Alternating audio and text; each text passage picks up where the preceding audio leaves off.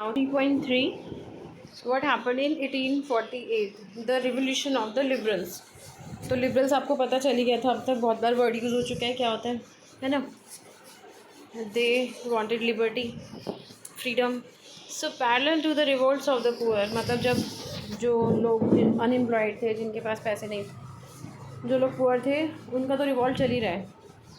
साथ में और किसका चल रहा है? Unemployed and starving peasants and workers in many European countries in the year 1848.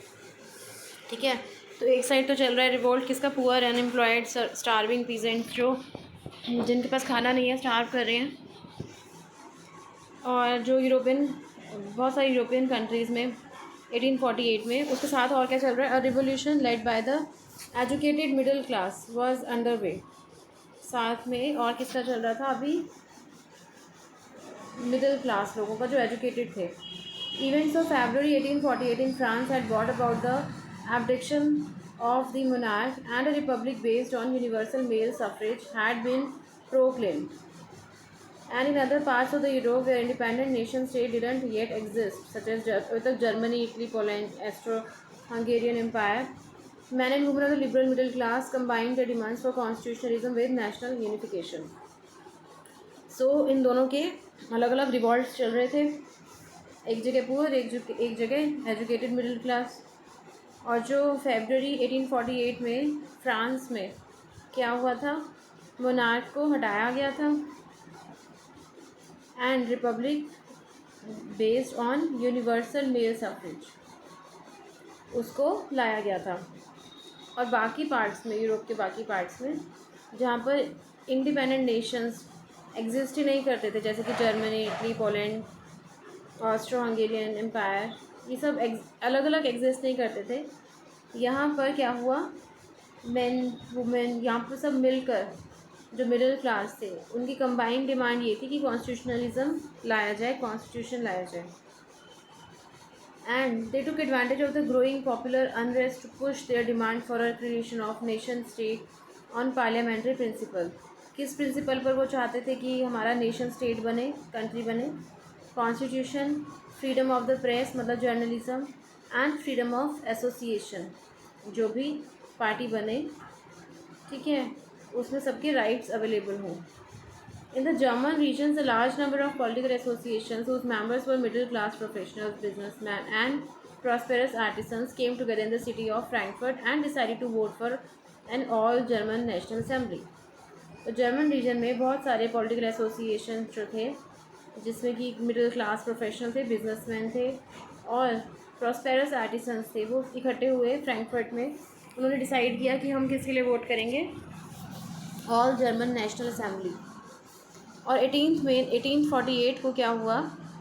831 elected representatives marched in festive procession to take their places in the Frankfurt parliament. इतने सारे लोग आए, इलेक्टेड जो हुए थे, ठीक है, वहाँ पर फ्रैंकफर्ट पार्लियामेंट में आए, in the church of Saint Paul, यहाँ पर था वो.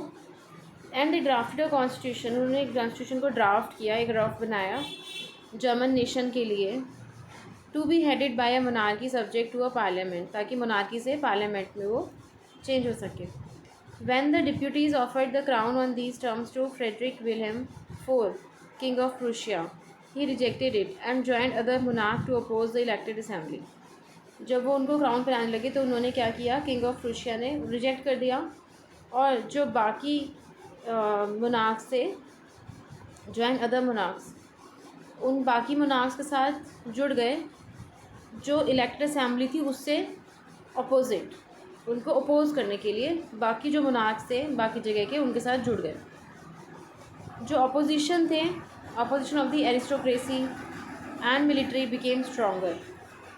जो भी एरिस्टोक्रेसी और मिलिट्री के अपोजिट थे वो स्ट्रॉन्ग हो गए. अब the social basis of parliament eroded.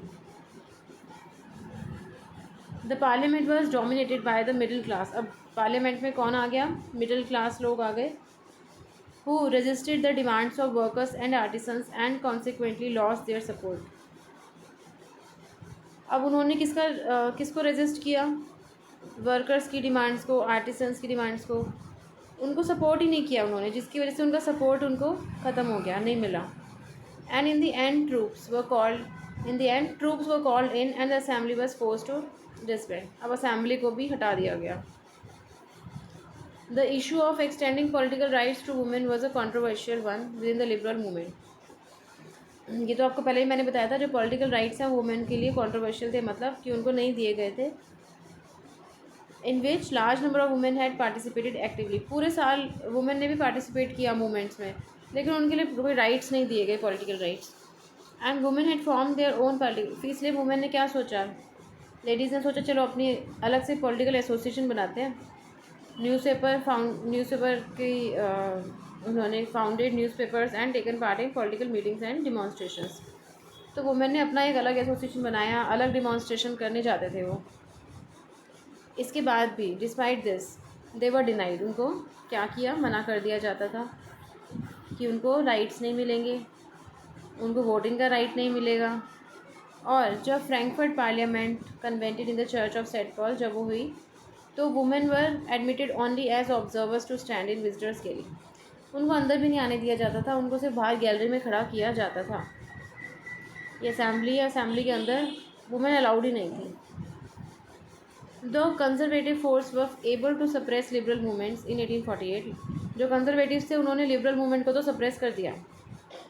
They could not restore the old order but they could not restore the old orders. उसको जो पुराने ऑर्डर्स थे उसको वो रीस्टोर नहीं कर पाए, उसको सेम एज इट इज़ नहीं रख पाए वो. Monarchs were beginning to realise that the cycle of revolution and repression could only be ended by granting concessions to the liberal nationalist revolutionaries. Monarchs ने सोचा कि ये रिवोल्यूशन चल रहे हैं, अपोजिशन चल रही है, इन सबको एंड करने का एक ही तरीका है कि उनको कंसेशन दे दिया जाए. जो लिबरल नेशनलिस्ट हैं, रिवोल्यूशनरिस्ट हैं, उनको कंसेशन दे दिया जाए, कुछ बातें उनकी मान ली जाए. इसलिए आफ्टर 1848 जो ऑटोक्रेटिक मोनार्कीज थी सेंट्रल और ईस्टर्न यूरोप की, बिगेन टू इंट्रोड्यूस चेंजेस. उन्होंने कुछ चेंजेस करने शुरू किए जो कि ऑलरेडी वेस्टर्न यूरोप में 1815 से पहले हो चुके थे. अब उन्होंने सेंट्रल और ईस्टर्न यूरोप में करना शुरू किया. और serfdom and bonded labour were abolished. जो भी ऐसे बॉन्डेड लेबर थी ना, जो इसको गुलाम रखा जाता था, उन सबको ख़त्म कर दिया, उन सबको फ्री कर दिया. The Habsburg ruler granted more autonomy to the Hungarians in 1867. और जो हैंसबर्ग के रूलर थे, उन्होंने कुछ राइट्स दे दिए किसको, हंगेरियंस को 1867 तक. So next is the making of Germany and Italy. अब जर्मनी और इटली कैसे बना. Germany first 4.1. Can the army be the architect of a nation. क्या पूछा गया आपसे, एक नेशन को बनाने के लिए क्या आर्मी नेशन को बना सकती है. So after 1848 nationalism in Europe moved away from its association with democracy and revolution. After 1848 क्या हुआ, नेशनलिज्म जो था यूरोप में वो moved away from its association, वो चला गया विद डेमोक्रेसी एंड रिवोल्यूशन. और जो नेशनलिस्ट सेंटिमेंट्स थे वर ऑफन मोबिलाइज्ड बाय, मतलब वो भी साइड कर दिए गए किसके थ्रू, कंजर्वेटिव्स के through, for promoting state power and achieving political domination over Europe. This can be observed in the process by which Germany and Italy came to be unified as nation state. अब क्या observe किया, this can be observe, ये in the process, इस process में क्या observe किया कि Germany और इटली जो थे वो एक अलग अलग नेशन स्टेट के रूप में उभर कर आए. जैसे कि पहले भी आपने देखा है कि जो नेशनलिस्ट थे उनकी जो फीलिंग्स थी वो वाइड स्प्रेड कहाँ पर ज़्यादा थी, मिडिल क्लास जर्मन में थी, जो थी 1848 में जिन्होंने ट्राई किया था कि वो डिफरेंट रीजन्स ऑफ जर्मन जो हैं वो यूनाइट करें और एक नेशन स्टेट बनाएं.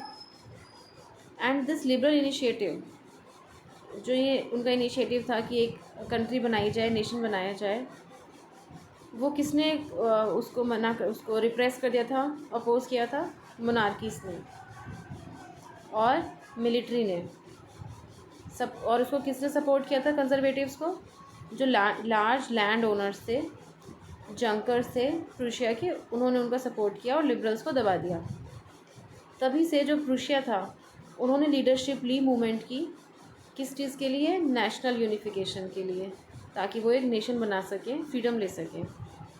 और जो उसके चीफ मिनिस्टर थे ऑटो वॉन बिस्मार्क, ये इम्पोर्टेंट है, जो उसके मिनिस्टर थे ऑटो वॉन बिस्मार्क, वो इसके प्रोसेस के आर्किटेक्ट थे और प्रूशियन आर्मी और ब्यूरोक्रेसी की वजह से, उनकी हेल्प से वो इसको प्रोसेस को आगे लेकर जा सके।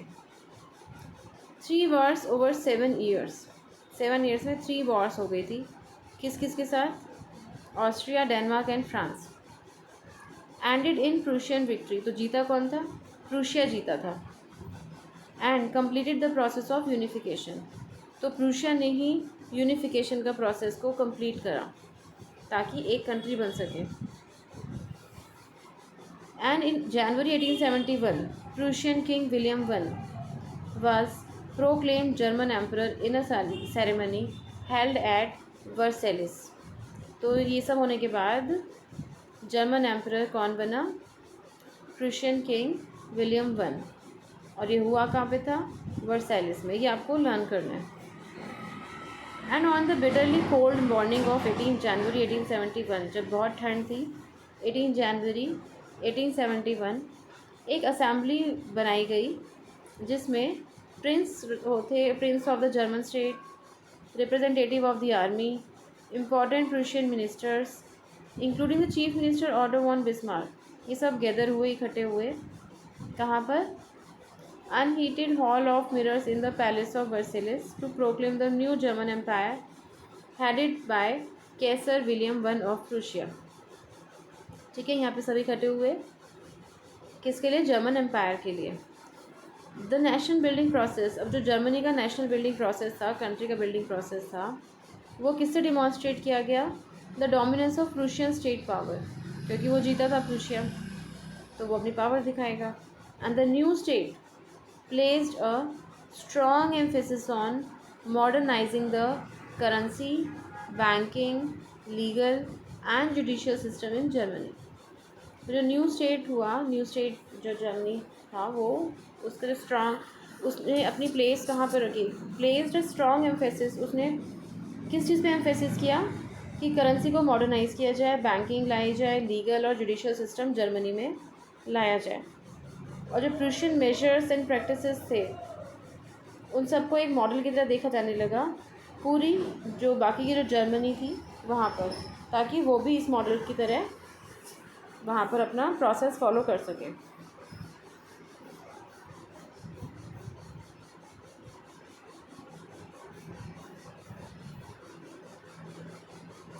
Now Italy unified. Like Germany, Italy too had a long history of political fragmentation. वहाँ पर भी इटली में भी काफ़ी फ्रेगमेंटेशन थी, काफ़ी स्टेट्स अलग अलग थे। So Italians were scattered over several dynastic states, अलग अलग स्टेट्स में इटली के लोग फैले हुए थे।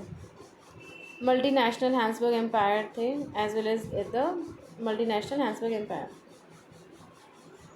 During the middle of the 19th century के मिड में क्या हुआ? इटली जो था वो डिवाइड हो गया 7 स्टेट्स में, जिसमें से कि जो of which only one, Sardinia Piedmont, was ruled by an Italian princely house. उसमें से जो एक स्टेट था वो उस पर रूल करता था इटालियन प्रिंसली हाउस। ठीक है। The north was under Austrian, उसका जो नॉर्थ पार्ट था वो था किसके अंडर? ऑस्ट्रियन हैंसबर्ग के अंदर। सेंटर जो रूल कर रहा था वो पोप रूल कर रहा था। उसका जो साउथ पोर्शन था वो था was under the domination of Bourbon king of Spain. तो उसके सारे पार्ट्स को अलग अलग लोग रूल कर रहे थे इटली के।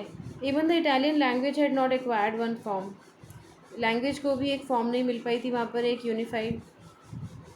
And still had many regional and local variation, सब जगह जो भी अलग अलग पार्ट्स बटे हुए थे इटली के, सब अलग अलग लैंग्वेज बोलते थे। तो during the 1830s Giuseppe Mazzini had sought to put together a coherent program for unitary Italian Republic। तो वहाँ पर आए 1830 में Giuseppe Mazzini, उन्होंने एक सबको मिलाने का एक प्रोग्राम बनाया। किस चीज़ के लिए? एक यूनिटरी इटालियन रिपब्लिक बनाने के लिए। और उन्होंने क्या बनाया था पहले? He had also formed a secret society called young Italy. वो पहले ये भी बनाया था उन्होंने, यंग इटली भी बनाया था, for the dissemination of his goals, जो वो चाहते थे वो करना, उसके लिए उन्होंने पहले एक सोसाइटी बनाई थी young Italy. But the failure of revolutionary uprising both in 1831 and 1848 meant that the mantle now fell on Sardinia Piedmont under its ruler King Victor Emmanuel II to unify the Italian states through war. तो जितने भी revolutionary थे पहले 1831 में और 1848 में, वो सब फेल हो चुका था, है ना। और अभी वहाँ पे कौन रूल कर रहा था? King Victor Emmanuel. And in the eyes of the ruling elites of this region, जो यहाँ पे रूल कर रहे थे, अगर उनकी आइज़ से देखा जाए, उनकी नज़रों से देखा जाए, तो a unified Italy offered them the possibility of economic development and political dominance. तो उनको ये लग रहा था कि अगर हम एक यूनिफाइड इटली बना लेते हैं तो हमारे लिए फ़ायदा है, इकोनॉमिक डेवलपमेंट होगी, पॉलिटिकल डोमिनेंस होगा। So chief minister Cavour who led the movement to unify the regions of Italy was neither a revolutionary nor a democrat. तो जो चीफ मिनिस्टर थे वहाँ के, कैवर, वो ना तो कोई मूवमेंट कर रहे थे, लेकिन वो ना, मतलब वो कोई रिवोल्यूशनरी भी नहीं थे, वो कोई डेमोक्रेट भी नहीं थे, लेकिन वो इन सब रीजन्स को यूनिफाई करना चाहते थे, एक साथ मिलाना चाहते थे। And like many other wealthy and educated members of the Italian elite, he spoke French much better than he did Italian. और वो फ्रेंच ज़्यादा अच्छे से बोलते थे as compared to Italian. And through a tactful diplomatic alliance with France engineered by Cavour, Sardinia Piedmont succeeded in defeating the Austrian forces in 1859. तो जो diplomatic alliance जो विद फ्रांस और कैवर ने जो मिल के एक बनाया था अपना, उन्होंने किसको डिफ़ीट किया? ऑस्ट्रियन फोर्सेस को 1859 में डिफ़ीट कर दिया। और उसके बाद apart from the regular troop, उसके बाद क्या हुआ? Large number of arm volunteers under the leadership of Giuseppe Garibaldi join the fray. अब वॉलंटियर्स भी आ गए आर्मी में ज्वाइन करने के लिए। और 1860 में उन्होंने मार्च किया into the south Italy and kingdom of two Sicilies. और फिर उन्होंने and they succeeded in winning the support of local peasants. जो लोकल पीजेंट्स उन्होंने भी उनको सपोर्ट किया, सो दैट वो स्पेनिश रूलर्स को बाहर भगा सकें। और 1861 में विक्टर एमेनुअल II बने वहाँ के king of united Italy, Victor Emmanuel II। However, much of the Italian population, among whom rates of illiteracy were very high, Italy में इलिटरेसी भी बहुत ज़्यादा हाई थी, remained blissfully unaware of the liberal nationalist ideology। उनको पता ही नहीं था कि हो क्या रहा है, जो उनकी आइडियोलॉजी, लिबरल नेशनलिस्ट की आइडियोलॉजी क्या है। The peasants masses who had supported Garibaldi in southern Italy had never heard of Italia। उन्होंने ये वर्ड कभी सुना ही नहीं था पीजेंट्स ने। और उन्होंने and they believe that La Talia was Victor Emmanuel's. उनको लगा ये जो वर्ड है ना, ये उनकी वाइफ के लिए बोल रहे हैं। उनको ये पता नहीं था कि इनकी आइडियोलॉजी क्या है और इस वर्ड का मीनिंग क्या है।